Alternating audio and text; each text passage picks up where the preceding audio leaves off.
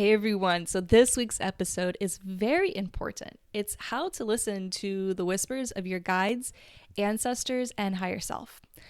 On this episode, I talk about the importance of learning the voice of your ego, why you need to shut up and listen, and how to utilize flow states, signs from nature, dreams, music, and muscle testing in order to enable your intuition to shine through. And most importantly, I go on a few tangents here and there on how you are a reflection of all things that are infinite and divine, and you carry the all knowledge of everything that is and isn't right within your soul. And for me, that was a massive first step on trusting my inner voice, trusting my intuition, trusting that I do have guides and ancestors and a higher self who know what's up. So if this interests you, tune in and let's go.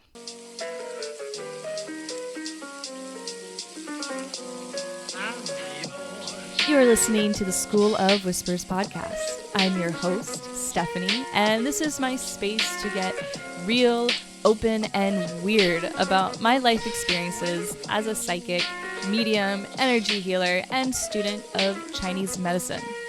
On the show, I'll be sharing my healing journey and the concepts I've learned along the way, and I'll be having guests on talking about the same sort of thing.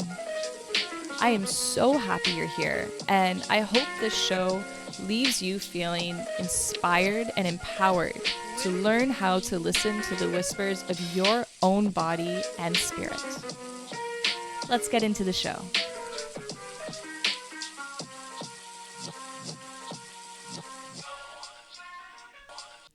Welcome to the show. Topic today, listening to the whispers of your higher self, your guides, spirit guides, and ancestors. The topic was actually going to be entities, but I did a whole episode without my microphone on, and that was a mistake that needed to happen. But it's a good thing that didn't work out because I'm actually getting a bit of a sort of, I guess, upgrade on my knowledge and my experience with entities within the past 2 weeks.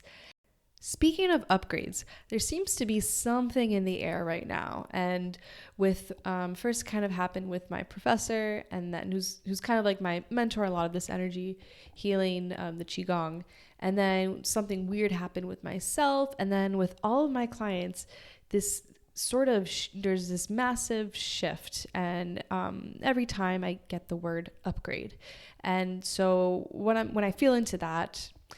What that means is timelines are shifting fast, and because things are moving fast, we're being forced to face things or complete certain cycles, moving into new ones. And if you're feeling this sort of energy, and there's a lot bubbling up as well, because with this rapid shift comes, you need to start facing yourself a little bit more, and or you can choose not to. But if you want to be a part of this upgrade, I highly recommend any sort of repeating cycles, self-sabotage sort of deals, because this seems to be the season for it. If you want to make a rapid shift in your life, maybe do a little bit of extra ceremonies, a little bit of extra journaling, a little bit of facing your darkness. Let's now get into the topic. Before we really can learn how to listen to the whispers, and when I say whispers, it's because, guides, ancestors, and higher self, at least for the beginning, they're going to be whispering. They're not telling you, just talking right in your ear and saying, hey, Stephanie, you probably shouldn't be doing that thing right now. Come over here. This thing will make you a millionaire. That's not how it works. You have to learn how to be observant, number one, and number two, learn how to listen. And with that comes being in silence. Before I really dive in, though, into how to listen to these sort of, and I will get into defining what your higher self, your spirit guides and ancestors really mean. I want to first talk about the part of us who you're probably super familiar with, who we all find ourselves listening to again and again, and that is our ego. Ego gets a bit of a bad reputation, fair enough. She kind of drives me to do some pretty silly little things sometimes. But I have really, over the past 2 years, developed what I like to think, a pretty healthy relationship with my ego. I know that a lot of spiritually minded, healing minded people, I know I was this way at least. Really, you really get to this point where you're like, God, I just want to feel better. I want to be better. I want to be everything that I'm meant to be. But my ego is getting in the way. I wish I could just get rid of it altogether. And I remember just sitting at my altar being like, please just take it. Just take my ego already. That's never, ever going to happen. As long as you are in this dimension, in this meat suit that is you, beautiful, wonderful, multi-dimensional meat suit that it is, you are going to have an ego. You cannot escape your ego. That is the condition of being human. It is a human condition we cannot get rid of. So what can we do instead? We can learn how to listen. Two sort of names for the ego, and you can name your ego however you want. I recommend that you give your ego a name if that works for you. But two sort of labels, names that I've heard the ego be given is your inner critic or your inner mean girl.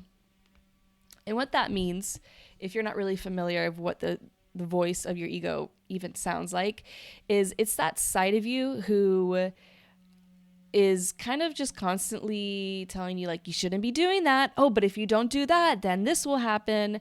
And it's very sort of fear driven and survival driven. Your ego is just afraid of, essentially what it deems as life-threatening situations. And typically every person has a different I guess, core fears and core negative beliefs that we carry. And those sorts of things create the personality of our ego. I'm going to give you a completely different perspective, a different name for your ego that I haven't heard anyone else use before. And your ego is your inner child. Think about all the first traumas and wounds of your life and how you've reacted to them. And think about how they've played out into this future version of you and this present version of you. What fears hold you back? There's something I love to do. It's called fearscaping. And in fearscaping, I listen to the voice of my ego, my inner child, and I think, hey, you're clearly upset here. What is it that's upset? What are you so afraid of? So I'm going to give you an example. Kind of a personal example, but that's what I'm here to do, right? Storytell and share, and storytell if you want to put story and share together. And so I'm going to, let you in on my healing journey. About a year ago, I was learning how to set boundaries, and somebody who I love, who I had to set boundaries with, was my dad. And so I went through a time where I decided I asked for space and I wasn't speaking with him. And during that time, several family members came to me and they kind of were giving me a hard time about setting this boundary. And I immediately felt so triggered and upset, just an explosion of hard, complex, chaotic emotions. And so I decided, rather than do my usual sort of thing, which was kind of gaslight myself and give in and sort of set my boundary aside so that someone else doesn't feel uncomfortable, I decided to listen in to my ego as my inner child. So I'm visualizing myself as me, as a little girl. And really during like the first times in my life where I felt like if I didn't obey, I wouldn't be loved. So I'm speaking to that version of me and I'm saying, hey, I see you're really, really upset. Can you tell me why? And so little me, she goes, well, I feel threatened. What do you feel threatened by? Well, if I don't talk to dad, then I'm going to be known as a bad daughter. Okay, and what's the worst case scenario from there? Well, if I'm known as a bad daughter, then nobody will want to be around me.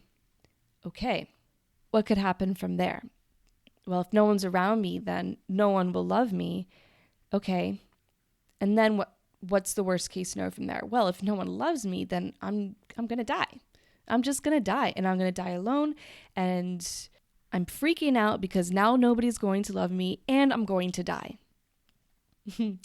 So then Stephanie right here, who's 26, who's been through a lot of therapy and a lot of self-discovery, says, okay, little Steph, I understand why you're afraid. Dying it sounds like a pretty intense thing to happen though if you decide not to talk to dad right now. And actually, I think you're trying to drive the car that is me.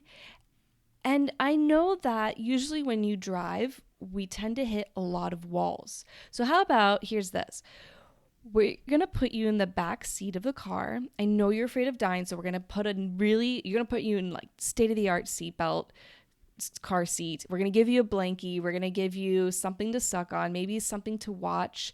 And I promise you that I will keep you safe and everything will work from here.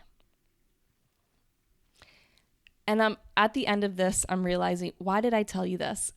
Well, I think it's really good to know how to talk to your ego. But really, the big thing here is to learn how to know the voice of your ego. The voice of your ego. Let's go back to that let's think of that wounded child, that inner critic, or that inner mean girl. Think about all the things that she has to say during this situation where you might feel triggered, uncomfortable, threatened, etc., and write all of them down. That's stage 1 of listening to your intuition. Because if you don't know how to listen to the other side of your intuition, your animal, like you're in Chinese medicine, there's 5 different sides of your soul, and the sort of the animal soul, the survival soul, that is called the Po, and it actually dies with the physical body, but that's a whole other tangent. Get to know your ego. Learn how to work with your ego. If you're, again, still a little bit iffy, I mentioned earlier, it's going to be that voice. Like, say if you're driving your car and all of a sudden you hear a voice say, you need to be careful because if you don't get into that other lane, you're going to crash into somebody and then you're going to hit that wall and your car's going to explode and you're going to die. That's not an angel coming in to be like, hey, watch it, go change this lane for this reason because I said so. That's not your consciousness tapping into the future and saying, if you don't change lanes, you're going to die.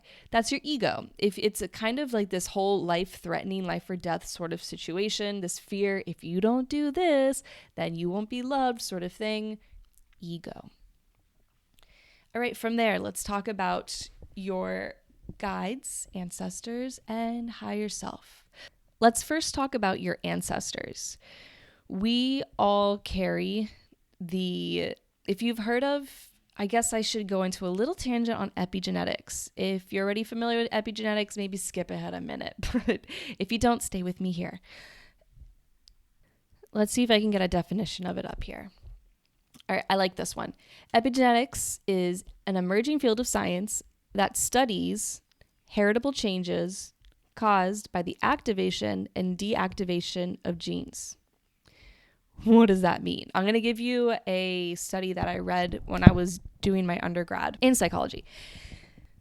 we have Mama Mouse in her cage in her laboratory. Yes, the laboratory is hers. And whenever the people that work for her, these guys in the white coats, emit a certain smell in her cage, she gets a shock. And kind of exactly like Pavlov's dogs, every time after getting that repeated smell, shock, now they're no longer emitting the shock, but they're emitting the smell in the cage. And she starts having this nervous system response of fight or flight. Well, after this mama rat has babies, they notice that when the babies smell that same smell, they start to have a nervous system response. They decided to take this further because they're thinking, oh, mom's probably teaching baby mice that that smell is bad news. So instead, they redo this experiment. They have a lady rat or mouse, and they emit the smell, give the shock, smell, shock, then smell with no shock. She gets pregnant, has babies, but instead of keeping babies with mom, they decide to separate the babies from mom. Well, something interesting happened.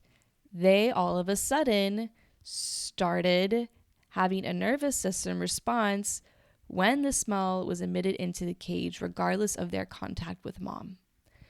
This is an extremely oversimplified scenario of epigenetics, but I say this because it's good to start with simple, and it's pretty incredible to see that regardless of someone being there to teach them, and this continued on with generations of these same mice. So instead of having someone to teach them, it's written in their DNA. It's written in their DNA. And I'm telling you this to just sort of get your mind wrapped around the fact that our ancestors and their traumas are written in our DNA, and certain life events can activate or deactivate sort of this response to the trauma. Our relationship with our ancestors is a big deal. So while there's can be, negative sort of things such as trauma written in our DNA, there could also be innate wisdom, totally mind-blowing love, and all these sort of life experiences that our ancestors went through so that you can be right where you are. There's this song that I love, and a lyric goes, how many people had to survive so that you could arrive? And that's your ancestors. One way that I love to connect to my ancestors is through cacao ceremonies. I've had my clients' ancestors tell them, one of them, they loved to connect with her when she hunted. And so they asked her to just keep them in her thoughts when she was fishing or whatever it was, or maybe give a little offering to them. So that's our ancestors. And with ancestors can come guardians. I know that my abuela, she is an absolute guardian angel in my life. I feel her all the time. She's really the first otherworldly presence that just felt so tangible, that I've felt come through. And they're always here for you. And I will say this with every part of this beautiful trio that we have, they're always with you. They are you, they are part of you, and they want to help you.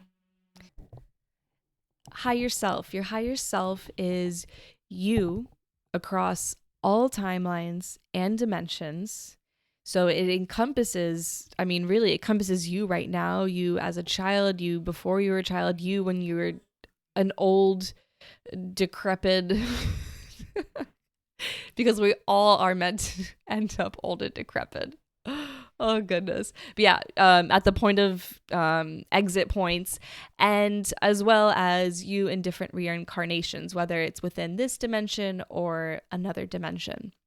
Your higher self carries all the wisdom from this lifetime and these lifetimes, as well as your ancestors' lifetimes. It also kind of encompasses your spirit guides, because, truly, We are the universe experiencing itself. And that's kind of a hard concept that truly I'm not that. I tried to explain this to my husband, Mana, earlier, and I'm just not really that equipped to explain this to a certain degree because it takes a lot of like quantum physics and interdimensional explanations that I need to practice. Anyways, your higher self has all the wisdom of all your lifetimes.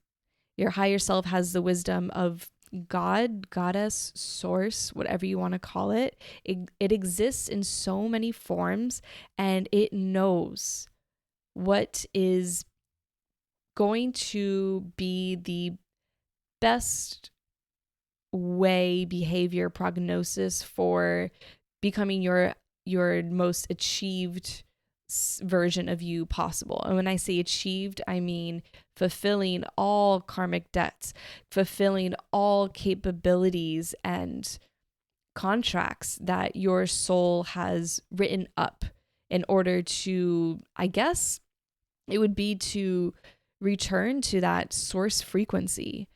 I might be making sense with this. I might not be. So let me simplify it further. Your higher self knows how to help you, knows how to deal with hairy situations. If you listen to your higher self and if you ask your higher self to help you out, good things will always happen. And because you have a higher self, you are sovereign.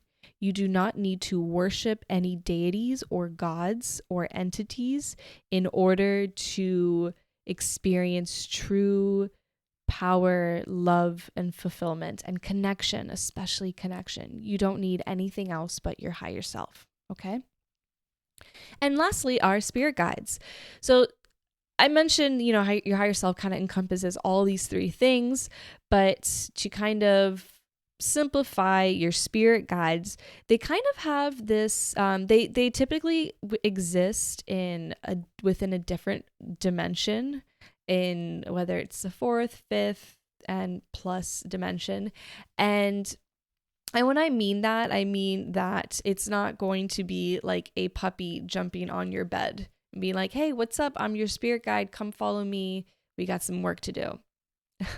It's got this subtle quality. However, if you are somebody who's able to tune into your sort of spiritual sight, your spirit guides can show up as animals. They can show up as ascended masters, like I guess Jesus or Isis, or whatever other ascended masters are out there. And they come in different forms that do not look like you. That's really kind of what I would say a spirit guide is. They kind of have their own little personalities. Like, for example, when I was really trying to figure out how to balance school life as well as just wanting to be distracted by lower intellectual things like my phone, I asked my higher self and guides to show me a spirit guide whom I can call in to help me with studying. And that night I dreamed of going to go meet gorillas. And then I remember being in my dream and being like, wait, gorillas. Wait, is this the spirit guide I asked for? And then I just kind of see this flash, like this big image of a gorilla. And so when I want to focus, I take a moment, I find my center, and I call in my gorilla guide. Sometimes I'll see an image. Sometimes I'll just feel like a presence and then when I struggle with focusing, I will call in that guide again. And I feel the gorilla's support and sort of strength to keep going. All right. So those three things, how do we communicate with them? I mentioned earlier that you need to learn how to be quiet. You need to learn how to shut up and listen. Okay. If you are addicted to your phone, which it's so easy to be that, there's no shame. I know I struggle with creating boundaries with my phone constantly, but that's going to be a massive first step. Also, when it comes to wanting advice from others, there's always going to be a balance that you need to follow. There's going to be the balance of, having the humility to ask for help, having the courage to ask for help, and to listen to the wonderful humans that we have on this plane to help us. But it also is so important that you just listen and feel into what feels right. So instead of running to go call, text, or meet a friend, you just don't put on any music, don't put on a show, don't read a book. You just sit with yourself. And I do recommend in this state to record. So maybe using your voice memo app, maybe recording a podcast, writing in your diary, typing up on a blank Google Doc, if you trust yourself on a device to do that. And you just write, you just speak, you write, you don't think, you just go put out what's out there. And you will hear the voice of your ego coming through. You will hear the voice of your higher self also coming through. And once as I mentioned earlier, identify the voice of your ego, then you will be able to identify, sure enough, the different qualities and textures that are of your higher self, your ancestors, and your guides. So being quiet, getting rid of distraction, and trusting yourself to be alone. Another thing that I think is important to consider, getting into a state of flow.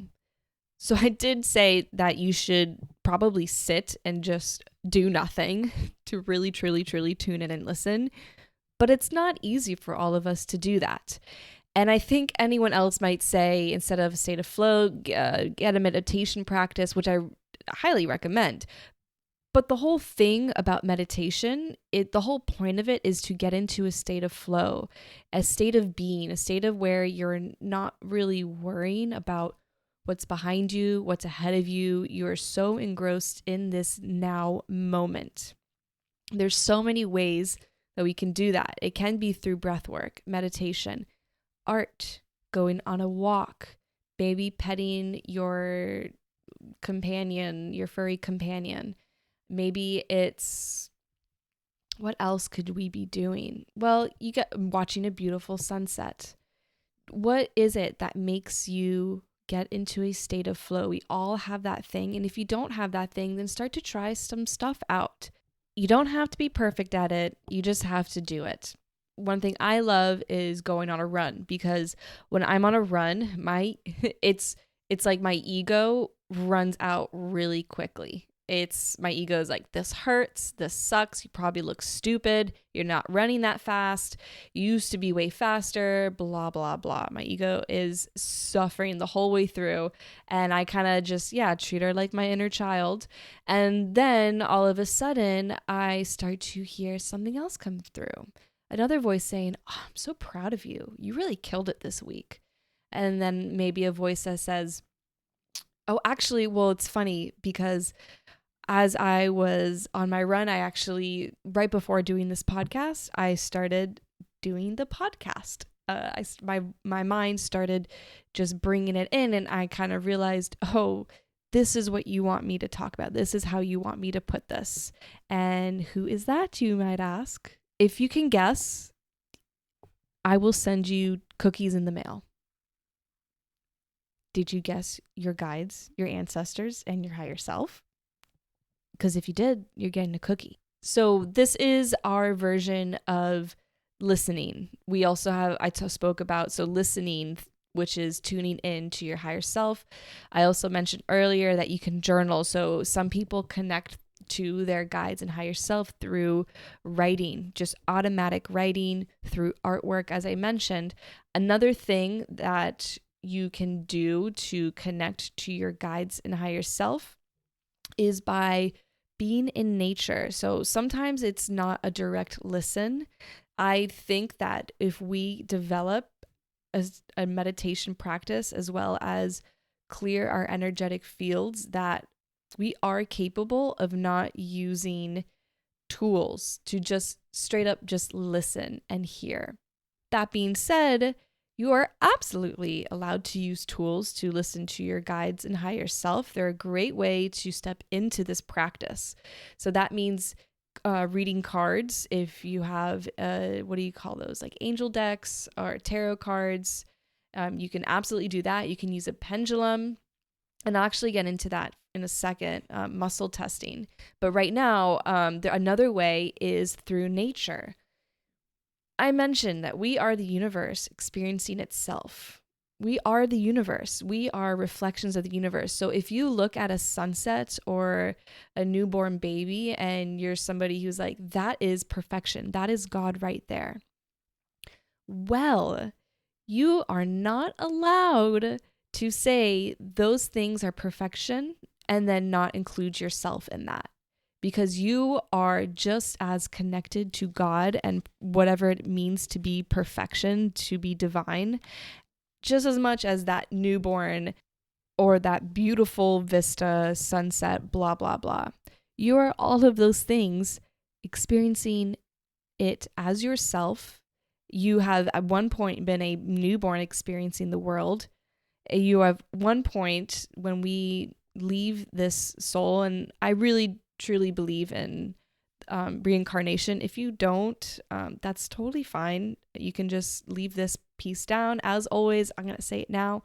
If it resonates, awesome. You can pick it up and take it wherever you want to go with it. If it doesn't resonate, that's totally cool too. I know that it takes a lot of different ways to get there.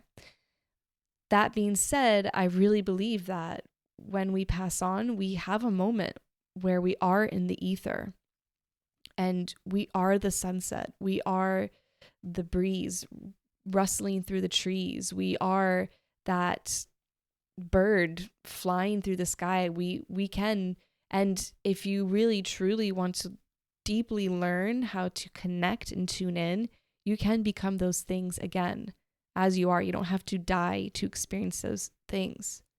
And you could also do plant medicine. That's a great way to become pure consciousness. But you are all of those things. That's what I really, really always say to my clients, because they ask me, how do I know when it's my consciousness coming through or if it's my ego? And I already told you what your ego sounds like, but your consciousness, it sounds like that side of you, this all-knowing, all-loving, so sure, so calm, so confident, so giving, and so open to receiving. It's that version of you that is just as ancient as the wind, just as powerful as the ocean, and bright as the sun, and dark as the innermost depths of the earth. You are all of those things. Okay? So you are so capable of tuning in. You don't need, if you don't have the time to learn how to practice these things, that's okay. That's what other people like. That's why we're all meant to be different, to fulfill some sort of role on this earth. We're meant to help each other out. We're not meant to do it alone. That being said, if at any point in your life you want to step into this practice, shake off the belief that it'll never happen, that you aren't enough or you can't do it, because you are absolutely enough. You are worthy and you are capable of tuning in and connecting. Bit of a tangent there. Let me see if I can gather my thoughts here. Yes. Wow, that was a good tangent on how we are infinite. So you can receive messages from your people in nature is through the presence of different animals. Different animals symbolize different things. And honestly, I've used Google to find out what these things mean. I had 2 swallowtails fly into my apartment during a time where my husband Mana and we were struggling actually with this whole like psychic mediumship spiritual sort of stuff. It was really, really hard for us to get on the same page in the beginning with that. And when I was just begging the universe for a sign that we were going to be okay, 2 swallowtails, and it's such a bizarre story. I think I've explained it. Yeah, I think I explained it in another podcast, the one that's on my healing journey. So if you want to hear that story, tune into that one. But really quick, these two guys fly into our apartment and I save one and release it. The next one is too difficult for me to save. So Mana had to catch it and release it. And I'm like, this is a sign. This has to mean something. And lo and behold, swallowtails are a sign of love and relationships and connection. And when I realized that, I was like, all right, universe, I hear you. I know you've got my back. I know Mana and I are going to be okay. Another time where centipedes can be a symbol for death and messages from the other side. And I was going through a time of a lot of shedding, physically in my microbiome, my gut, doing a cleanse, and as well as etherically through my ego and through a lot of blockages in my energetic field. And I went on a walk one day and it was just death after death. I saw a dead snake, and I love snakes. I have a corn snake, Mr. Fulang Chang, and he's super sweet and super cute. And when I saw this corn snake, it looked kind of like him. And so I saw that as a sign. And then as I continue my walk, I see a dead lizard, another sign, 5 dead centipedes, which were big and orange and really gross looking. And then right after seeing all these little dead critters, I see a dove sitting in the middle of the sidewalk in front of me, about 2 yards ahead of me. As I continue to walk towards the dove, it still doesn't move. And I'm thinking, what is wrong with this dove? And then all of a sudden, it quickly turns its head to the left. It sees a hawk. And then the hawk the dove starts flying away, and it's kind of clumsy, and the hawk just swoops in, catches the dove. And I'm like, oh. And then my eyes look down to the top of a car just from that scene of swoop and capture, and I see a white cat. And for me, white cats are an omen. Rather than black cats, for me, it's white cats. And I'm like, shit. And that, to me, that was the universe and my guides giving me a sign that I'm about to experience a version of death. It was an ego death. It was just a redefining everything I am and everything that I'm not, which is everything and nothing. So that's another great way. You can also ask your guides for signs. I recently told my friend who wasn't sure if somebody was the one for her. I was like, well, ask them for a sign. So she chose purple flowers. So if he's not the one for me, please show me purple flowers. And she started seeing purple flowers everywhere.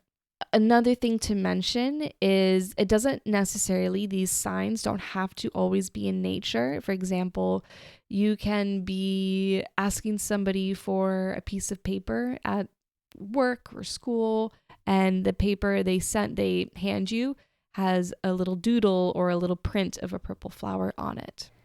And by the way, what also falls under the umbrella of signs from your people includes music. So when you put your phone on shuffle and whatever random songs come up after asking a question, or maybe asking for a sign through the radio, or what if maybe you have a song stuck in your head and there's a specific lyric that's singing over and over again. That could also often be a whisper from your guides. Or even a passed on loved one. I know that when I do mediumship readings, that is really a common way that they love to communicate to those they've left on this plane.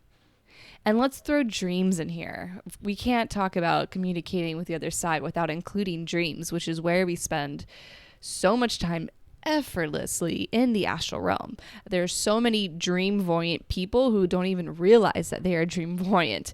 One thing I love to do is before going to sleep is asking for a sign. Like I mentioned earlier with the gorilla guide, what I did was right before going to bed, I asked through my dreams for my guides to give me an answer. And while it might not always work, something to consider is the spirit world, they rarely give me straight answers. When I'm doing readings for my clients, they really make me go around the bend with all these metaphors. It's just how they like to communicate. So maybe it's worth, people talk about it all the time, keeping a dream journal or just thinking a little bit more into the details and nuances of your dreams to see if you can find any messages there.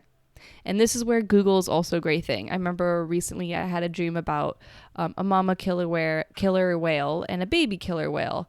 And I had a feeling there was a sign in that. And I remember finding Googling killer whales and finding a whole website that tells you, like, the whole page is like killer whale that's swimming in circles, killer whale that's being attacking and aggressive. So use your resources. So that's how they can show us signs. Another way that I tune in to my higher self and my ancestors, guides, and as well as also spiritual beings is through muscle testing. This isn't always a foolproof way. Actually, not all of these ways I'm telling you, they're not your end all be all magic pill. I use all different forms, listening, asking for signs, and writing and artwork and muscle testing. I use them all interchangeably in sessions as well as in my own life to tune in. And one that I really love is muscle testing. I'm going to give you a quick crash course on muscle testing.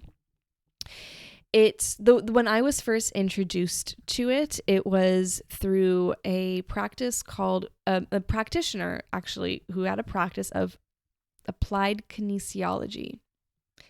And what that is this practitioner, to find out certain food allergies and food sensitivities, and also to find out what strengthened me, this practitioner had me either smell a certain food product, or put a certain food product in my mouth, or even hold one against my chest, and he would test the strength of my body. So example, he would have me reach my arm out and he would press down on my arm.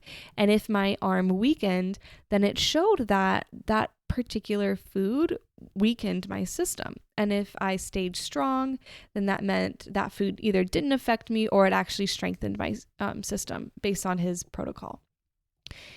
So when I first so he's prescribing me all these little herbs and things based on this muscle testing, and I'm getting better. I'm getting healthier. It's insane. And so I start digging deeper into what this muscle testing is. And I learned that this is what's happening here is these practitioners and we can all, when we muscle test, tap into the library of your subconsciousness or your autonomic nervous system, kind of that the nervous system that you're not really, all those functions really in your body that you're not really thinking about, as well as everything that has ever happened to you and or not happened to you in your lifetime, as well as all your reincarnations. And because your ancestors are written in your DNA as well as their lifetimes, you're basically the Akashic records, which is kind of like the cloud of all the information that ever is and was and will be. If you really dig deep and release some blockages, you will be able to, and you can release these blockages either through changing your physical health as well as your energetic health and emotional health, which is kind of part of the two. And so if you can remove these blockages, you will absolutely 110% work on, your connection with everything that is, with the earth, with others around you, as well as yourself. You absolutely can connect to the cloud, the Akashic records. But I just learned right off the bat, just simply in my body. So let's keep it simple here. Just simply in your body, muscle testing. So there's several ways to do it. I actually have a post on my Instagram, which is 2_, Steef, STEEF, followed by 3 underscores. And it's also on my TikTok, which is School of Whispers 1121. And in that, I talk about this a little bit more and I give you examples. I will give you 2 basic examples that I use. So first is the sway test. You're standing and your 2 feet are planted on the ground and you start to disconnect from your conscious mind. You're kind of like that, the mind that's aware of everything and that's kind of running with thoughts and thinking about all the things that you have to do. So that's why a meditation practice is important, because it teaches you how to kind of quiet that mind down. So you listen, you tune in, and then you let go of your conscious mind, and then you ask to step into your subconscious. I like to say, I choose to let go of everything I think I know, everything that I am, and everything that I'm not. Let me step aside so that you can step through. Another way you can do this that I have my clients do often is, and let's do this right now. If you're not driving, close your eyes, start to picture the room around you. Think about the details of the wall in front of you, the wall behind you, to your left, to your right. Think about the details of the ceiling, floor. Breathe into that space. And then start to picture yourself in the room. What do you look like? How are you holding yourself? And what direction are you viewing yourself from? Are you viewing yourself face on? Are you viewing yourself from top diagonal right corner, from the bottom looking up? Notice. Then I want you to start to visualize and tune into the space between you and the world and the room around you. This is your field. When you can tune into your field, you will better be able to tune into your guides, your ancestors, and higher self. And with a sway test, you can, so there's several ways. I think the simple way to start to get yourself used to this is just think about a truth that you know. So truth, my name is Stephanie. So say my name, if you want to do the sway test right now, stand on your 2 feet, tune in, and then say, my name is blank. If it is your actual name, your body will sway forward. And then say a name that, or then say something that you know is false about you. My name is Michael. And I'll sway back. So that's a positive and a negative. You can also do this with positive affirmations, such as I am loved, or thinking about your child whom you love so much, or maybe thinking about anything that makes you feel loved and positive, really. And then the other end, think about something that's horrible. Think about war. Think about whatever you want to think about. You're going to notice your body is going to sway backwards. So that's also a form of muscle testing. And I do this if I'm in a room working on somebody and I feel a presence enter the space. I will tune into my body and I will tune into whatever that energy is that entered. And I will notice how my body reacts. And I'm really been practicing not only the sensation of the sway, but the sensation in my skin, the sensation behind my eyelids, the sensation around my lips, my hair, the air around my skin. Do I feel hot? Do I feel cold? I've done this muscle testing so much that I'm tuned into even more subtle things in my body that constitute as a yes or a positive or a no negative, or a high vibrational being versus a lower vibrational being. Another way that you can do a muscle test is with one hand, connect your pointer and your thumb to make a little like okay sign. And then with your opposite hand, put your opposite thumb inside the circle that you made with your index and your thumb. You're going to say a truth or a positive thing, and then try to break your pointer and your thumb finger apart with your opposite thumb. And then say a negative thing. What should happen, and you're not supposed to be like trying to rip yourself apart, but what should happen is you stay strong with the truth or the positive affirmation, and then with the negative, or the falsity, the lie, your body will weaken and the loop will break apart. And in the beginning of muscle testing, you're going to have to find out. Again, watch my little videos on my social media, Instagram or TikTok. Both links will be where the show description is for this podcast on whichever platform you're using, to find out which form of muscle testing works best for you. And as you get used to it, you will be able to tune into those little nuances. Now, I don't always muscle test. Sometimes I'm feeling grounded in my body enough and tuned in and connected enough to just tune into the slight sensations within my body. So as you progress, this all takes practice. This all takes dedication and discipline. You won't, unless these things come naturally to you, that's wonderful, good for you. But not all of us are like that. And so it's going to take practice. All right. I went over really all of the basics of tuning in with your guides, your ancestors, and your higher self, listening to your ego, and all the little different ways that you can tune into the nuances of listening to the whispers. And this is really one of the many first steps of learning how to trust your intuition. This might be the place where it begins. This might be the place where you're on like step 125 or 1125. It doesn't matter where you are. It doesn't matter who you are, who you've been, who you will be. We're all capable.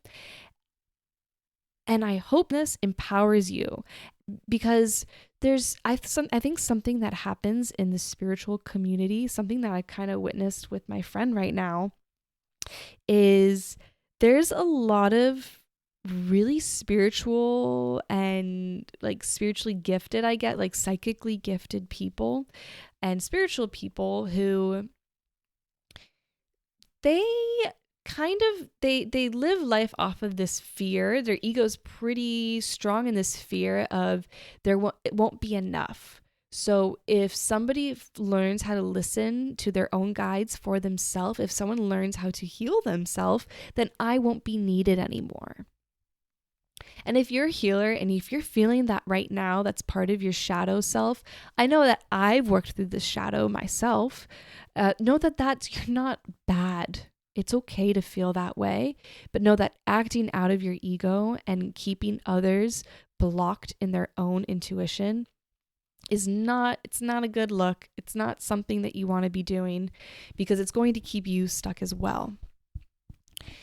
The more capable we all become, there are so many human beings being born every day. We're never going to run out of humans who are willing and able and ready to heal, ready to learn. So the more we can help each other out and help each other rise, the better. If you have a spiritual person in your life who has convinced you that only they can listen, that you are not capable, or even worse, that your darkness is too much for anyone to help except for them, then they're full of shit. Okay? Man, I wonder if I went through this whole podcast without saying shit. Well, now I'm going to have to make this explicit. But yeah, they're full of fucking shit. That is a person who it is so possible for someone to be spiritual and psychically gifted and also be living and acting and interacting with you from their ego. So the sooner that you can learn to listen and trust your intuition and learn all these different ways, the sooner empowered and the less, I guess, vulnerable you will be to those sorts of energies. Your intuition, your ability to discern is so important in all things in your life.